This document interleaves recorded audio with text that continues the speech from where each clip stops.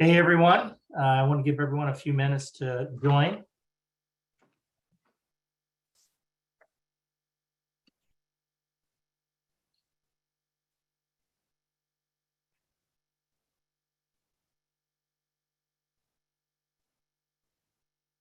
Is there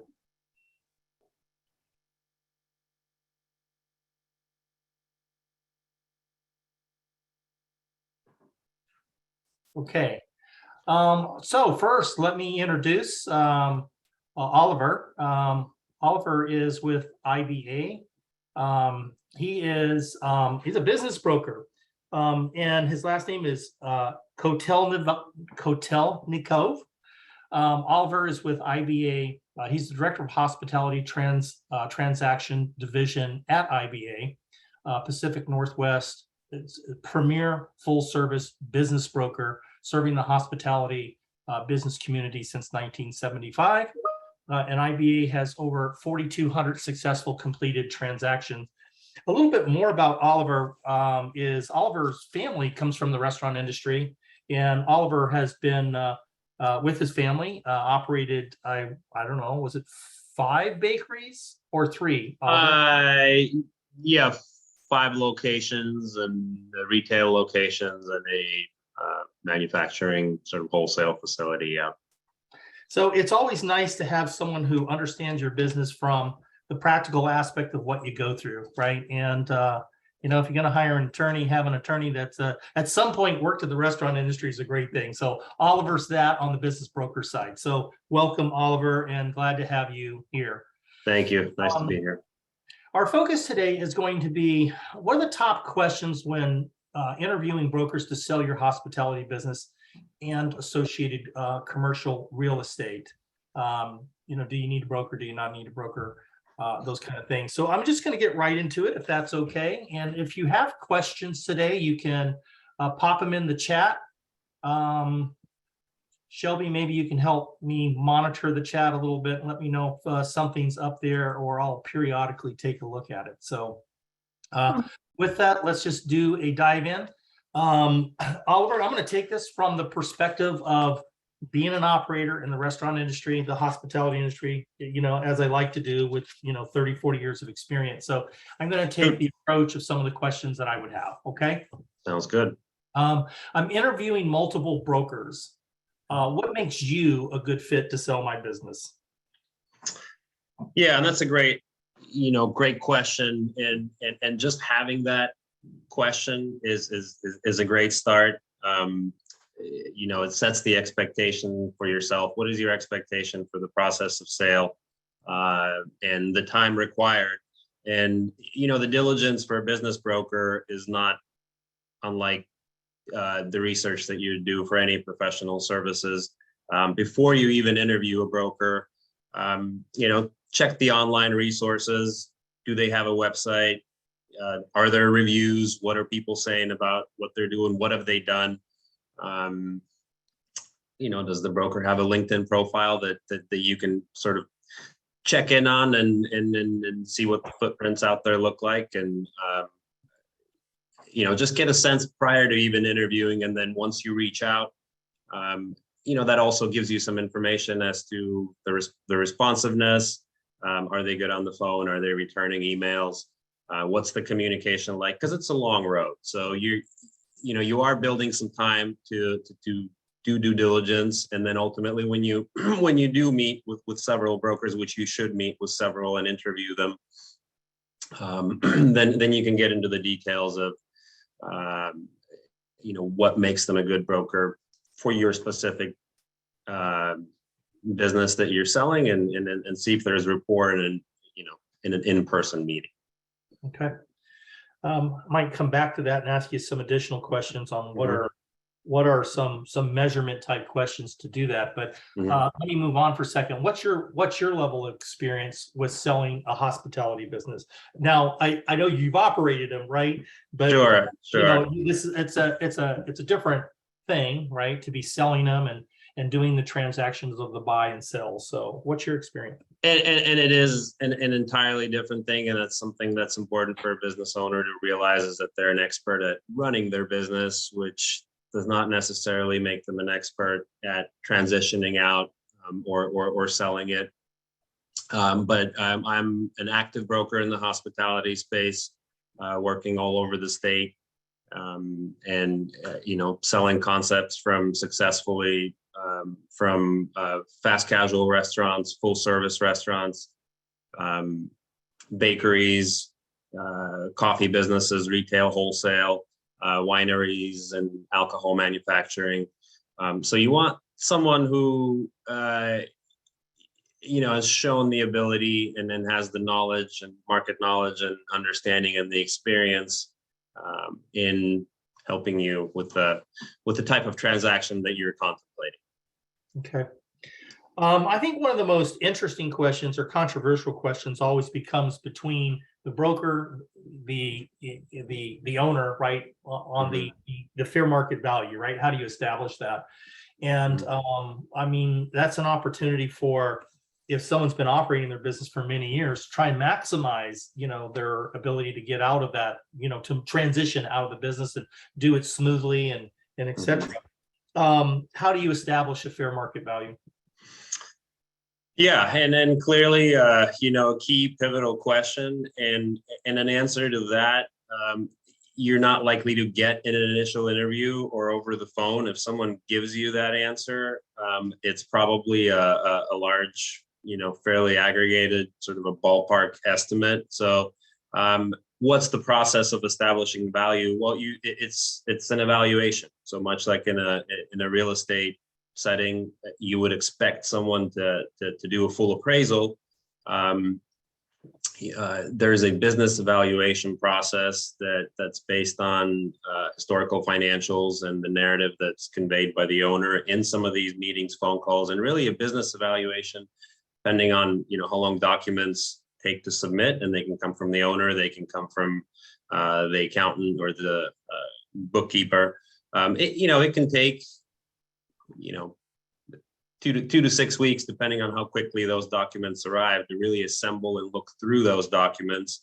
And then the value is really established once the broker thoroughly understands the business and learns about it, and then presents the evaluation to the owner and really explains how they arrived at the figures and what's impacting value positively, negatively, and then by extension, what can be done to mitigate some of the downsides, increase, what increases and decreases value, how much time is required for some of these. You may hear that, yes, you can increase the value by, working on factor X, but that's a 36-month, timeline to make a dent, right? Is that within your timeline? Who knows at that point? But those recommendations are made, not only the fair market value range, but also what can be done to improve upon it. And then what are the factors that are really driving value? They're going to be a little bit different in every business. Right. So this is a little kind of twist to this. A concern that I would have in selling my business would be being listed with someone, right? There's different brokers out there, and someone just wanting my listing and overselling me, just like a real estate, broker could do. Sure. Tell me the value of my home is higher than having to settle down so they can get a listing. Right. I know there's that reality there that you hopefully you have someone who is more forthright, but how do you avoid that?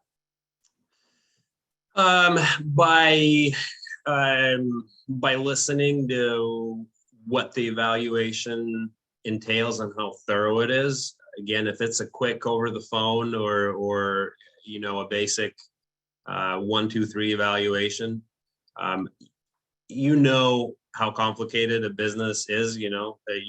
Let's say you've been operating the business for 20, 30 years, maybe more. You've had the time period prior to COVID, you've had COVID, you've had coming out of COVID, you've had multiple sort of ups and downs and recessions and peaks and valleys in there. So has someone looked at all that, right? Or if they are not asking you the questions that you believe are important and giving you the value without having that information, it's probably not a true market value, because once you're listed, a buyer their accountant, their attorney, a bank is definitely going to ask all those questions. So if your broker doesn't know the answer to these questions, one, he hasn't established the fair market value accurately, and two, he's just not going to know the answer. I would say, again, that's an interview process question, but just use your judgment and see if someone's really drilling down into it and giving you the fair market value versus what you want to hear. You don't want someone who's in the listing agreement business or the administrative fee business, as you said, and then, the compensation model can speak to that. If you ask how they're compensated, is it driven by results and is it outcome based, or is it more kind of ongoing fee based, and that can inform what someone's motivations are. Okay. And obviously not just picking a broker too quickly. It's really what that homework looks like and how they come back. So how do you market my business? So marketing is again another great question. One of the central themes in marketing a hospitality business is confidentiality. So again, if we transition to a parallel of real estate, residential or commercial, there isn't that aspect if the building is listed for sale. There's not the downside of the information being in the public domain. So marketing a business, it's marketed on resources on commercial platforms that are more business asset oriented. So they're different than, let's say, multiple listing service, right? We, for instance, maintain a confidential buyer database that includes members that are entrepreneurially minded, that are looking specifically for businesses of certain kinds and types and parameters, and so we're really targeting a very focused group of potential buyers that are interested in the very product that we're trying to sell, which is a unique market niche. Buying or selling a business is something that people do want. Although serial entrepreneurs, right? People buy businesses on average every 7 years. Many entrepreneurs change in and out of businesses and sort of diversify their investments. But maintaining confidentiality, it's business specific. It depends on what the opportunity is, but it's marketed, with that in mind, getting it out to your target demographic, but not without, letting the cat out of the bag in a sense, and making sure that the client is protected, because until you own and operate the business, until the day you sell it, until that happens, we don't want disclosure to employees, vendors, customers. That needs to happen in a controlled fashion, sort of down the line, once the buyer is identified and everybody's feeling comfortable. So if I own the building, are you qualified to accurately evaluate and sell the commercial real estate as well as the business? So the building and the real estate, yes. So IBA is also a commercial realtor, licensed commercial realtor, as well as a business brokerage. So someone looking at both assets frequently, the business and the building are very closely tied together. It's oftentimes, not always, but the business, the restaurant, or the food service opportunity may be the only tenant in there. So they are, in essence, tied into the business is what's driving the value of the real estate, and looking at them together and transitioning them to the same owner, under the same roof in terms of representation in the marketplace, can be beneficial, and typically, generates a higher level of interest from highly qualified buyers, because they like that piece, the real estate piece. Collateralizes the investment. It sort of diversifies risk, and it's a long-term play. So it oftentimes attracts the buyer that most people would consider a qualified, strong buyer. Yeah, yeah, because they can pick up the real estate. They can Sure. always run a lease back or something like that if they want down the road. It just gives options. Yeah, Right, there's, it's a long-term investment play. And so, yeah, and we're absolutely qualified to value and transition both assets. right. Confidentiality, obviously, I don't want my employees to know. That's real important. Mhm. How do you address that? So businesses are sold, confidentially, and discretion is key, and that's ensured by non-disclosure agreements. Sometimes multiple levels of disclosure occur. It's achieved by pre-qualifying the buyer, which is something that an experienced broker can and knows how to do and does diligently. It's really not in our interest to disperse information to as many people as possible, or to parties that are not in a position to complete the transaction, are not motivated, are not financially qualified. All of that really precludes them from engaging on the transaction. And it's really the broker's job to ensure that information is distributed to qualified parties, and make sure that the appropriate paperwork is in place to ensure confidentiality. So it's a multi-tiered process. And what's the terms that you basically of a standard listing agreement? And what's the time frame look like to sell my business? So the time frame depends a little bit on the geography. So, something, let's say in King Pierce, Snohomish County, is probably a faster time track than a more remote geography. And then we sell businesses from Winthrop to Ocean Shores, to Walla Walla, and have a good understanding of what those timeframes are. But standard, I'd say 3 to 9 months from listing to funding. A smaller market area, I would push that up to 6 to 12 months to source a buyer, fund the deal, complete the transition from start to finish. Okay. Listing agreement, also tells you about kind of what the expected timelines are. Ours is 6 months. If we can't get it done for you in 6 months, then we need to reassess or potentially have somebody else help you. But if we take the listing, we're pretty confident we can deliver on that 3 to 9 month timetable, or have something in place that's moving towards a deal in that time frame. What's your fee structure look like? So fee structure depends on the scope and complexity of the project, and then the price point as well. So typically, the businesses that sell under $1 million in enterprise value, we're about 10% of the sales price for the business assets.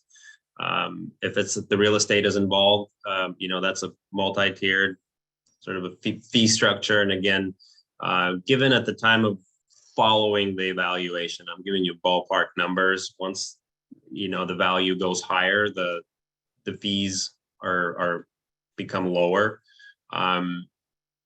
But it's important to understand what's involved in selling something, and doing an evaluation of the business prior to any financial or contractual agreement helps me as a broker determine what's the scope of the project, what's the work required to sell it, how long is it going to take. And then, so once we review the evaluation and present an opinion of value in a fair market price range, I typically present the commission fee structure at that time as well, because I have a good understanding of the work involved to sell the business.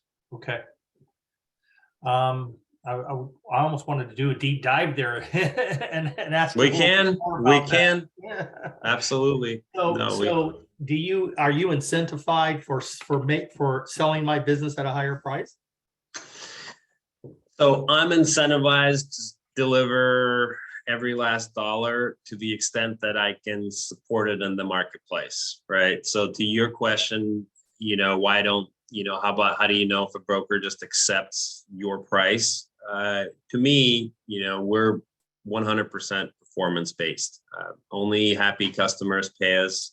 IBA does not collect a fee until and unless the business is sold, and that happens out of escrow. So for me to overprice your business and have it sit there, it doesn't help me. It doesn't help you. I want to establish fair market value and take the business to market at a price point that's fair and that will generate interest and that will achieve your exit goals. So I promise you, something that's overpriced does not sell. That's businesses, cars, packets of staples. Pick an item, right? Fair market will, there will be a fair, market adjustment, and the market will speak.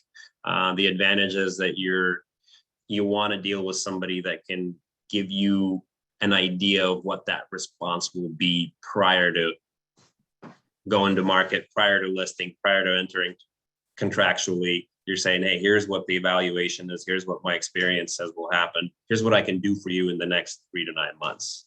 Very clear. Okay. Yeah. Do you facilitate reassignments of my lease obligations to the new owner? Yes. So leases are a great question. Deals do not happen unless real estate is involved, right? Unless you're your own landlord. An existing landlord must consent to the lease reassignment, and this goes back to largely to buyer pre-qualification. Keep in mind, the landlord is in the business of renting space to a qualified tenant. It's always, somewhat worrisome to a landlord when a reliable tenant exits the space and is sort of that arrangement changes. But my job as a broker is to bring a qualified buyer and to have a substantive conversation with the landlord saying, the owner is retiring. That probably will happen whether you like it or not. Right. What we're doing for you, Mr. Landlord, is we've done the work to make sure that there will be no interruption of operations. We've brought a qualified buyer who's going to be here for the next chapter of this business. They're qualified financially. They're qualified in terms of industry experience. And we have a meeting and we have a discussion and we roundtable it. And so that's part of the services. In addition to other representation services that a broker should be offering is lease reassignment, lease negotiations, because it typically is a contingency deal in deals. If a buyer can't secure the location or occupancy arrangements, they can't run the business. Right. The sale doesn't happen. So that's a big part of it. Right. So what is important to you when evaluating projects for representation? Yeah, no, that's a great question. And so it's a good question to ask because it needs to make sense. It needs to make sense and be a win-win transaction to both sides. One of the things that I look for is a meeting of the minds with the owner, at least post valuation, in terms of what the expectations are. And that includes some of these things we talked about, which is value, timeline, sort of general exit strategy objectives, and the ability to work together in terms of communication, transfer of documents. So a business must be profitable in order to generate interest in the marketplace. We're probably not experts at transitioning something that's in a state of flux or distressed asset, for lack of a better word. I do look for mature businesses that are ready to exit and that present a good opportunity for the next owner operator. And so there must be the ability to transition operations. I look for strength in the operational infrastructure. What does the employee pool look like? Or is there middle management? What is the owner's job? Right. So what does the owner work in their business? Are they working on their business? Are they there in the capacity of every hat do they need to wear every hat in the house, or are they, um, are they executively managing the business? Do they have the opportunity to sort of pick their own role? Is the next owner going to be able to come in and focus on taking the business into the next chapter, or are they rolling up their sleeves and needing to be on the schedule, doing a daily job, and all of that? That doesn't preclude a business from being sold, but I do want to know what the role of the owner is so that I can accurately present, because owner operated opportunities sell. I mean, there are different types of buyers out there. It's important for me to know what any particular opportunity on a case by case basis represent to somebody new coming in. Right. Yeah, that helps the valuation in the process.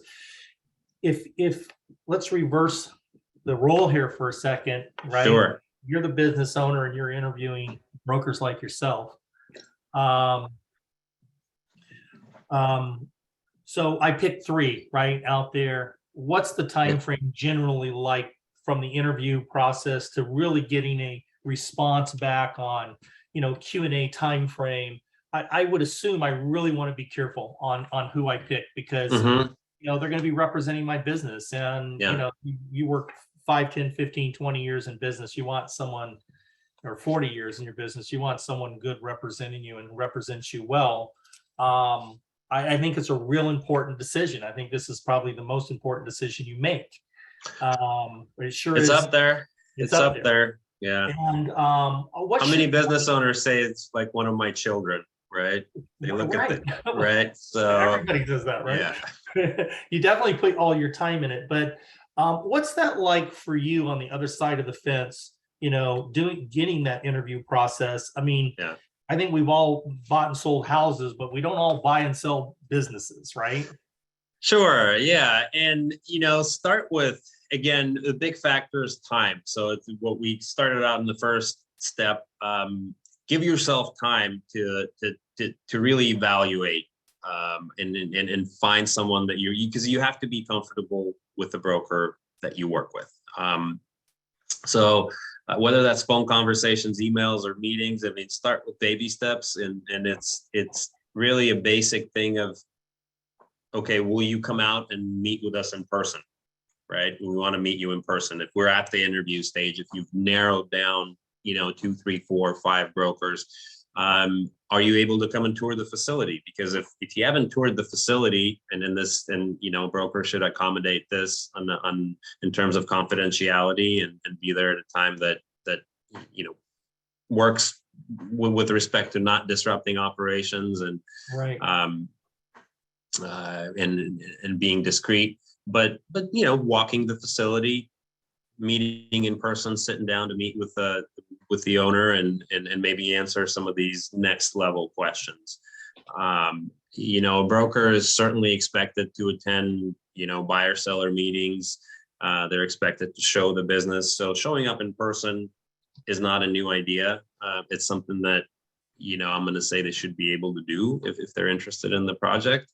Right. So I would move on if you've narrowed it down. I would, as far as timeline, gauge the communication cadence. It probably, in terms of business days, shouldn't take more than a day or 2 to return an email or a phone call. Zoom meetings are fine. We're sort of in the post-COVID era where you can have, if you're not ready to meet in person, you can request a video conference. What kind of response should it take? So I'm reaching out to you. We're talking about the business. You want to get to know the business a little bit. You probably have, I don't know, you probably have a set questions you ask me as an owner, right? Sure. Yeah. What and for you to go back and do a little homework and present, what you guys would do, what you specifically would do. What's that turnaround time? A phone call, I would say, doesn't require, a lot of preparation or scheduling. If I'm, in an email communication with somebody, on Monday, I'm probably available for a phone call at some point that week, for an introductory call. As far as questions, yeah, I mean, that initial phone call is again, it has to work for both parties, and there has to be a meeting of the minds and a compatibility. So I'm going to ask sort of my preliminary questions on the business, and I'm certainly an open book for any and all questions, really at any stage of the process. I think most business owners will find that it's an ongoing process to where they've had a conversation, they've been asked prompted for certain questions, and wheels start turning, and they go, I should have asked this. You write it down. I should ask the broker this. What about this? Why didn't you think of that? Right. And then, so that's just, then that's, maybe you follow up by email, maybe you call them back, and maybe you reserve that for an in-person meeting. At